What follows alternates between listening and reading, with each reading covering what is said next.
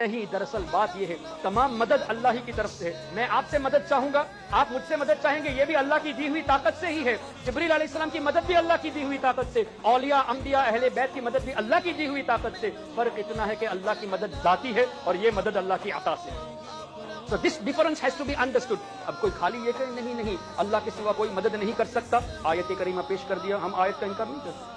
وما لکم من دون اللہ من ولی ولا نصیر، اللہ نے فرمایا اللہ کے سوا تمہارا کوئی حامی و ناصر نہیں، کوئی مددگار نہیں اللہ کے سوا۔ We have to accept۔ اور اس آیت کو لے کے کہتے دیکھو حضور بھی مدد نہیں کر سکتے، غوث و خواجہ مدد نہیں کر سکتے، اس لیے کہ اللہ نے فرما دیا۔ تو آپ ان سے یہ پوچھے کیا اللہ نے یہ نہیں فرمایا قرآن میں انما ولیکم اللہ ورسولہ، بے شک اللہ تمہارا مددگار، اللہ کے رسول تمہارے مددگار؟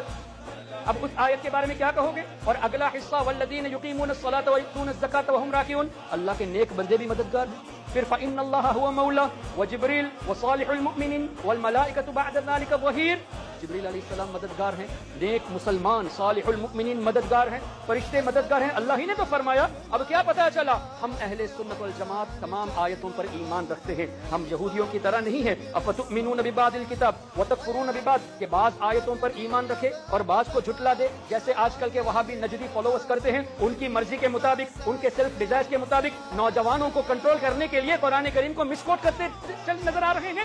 وہ کیا کرتے ہیں؟ صرف ان آیتوں کو پیش کرتے ہیں اور اس کو ایویڈنس کے طور پہ کہتے ہیں دیکھو اللہ نے نبیوں کو طاقت نہیں دی، جبکہ رب نے خود فرمایا میرے رسول مددگار ہیں۔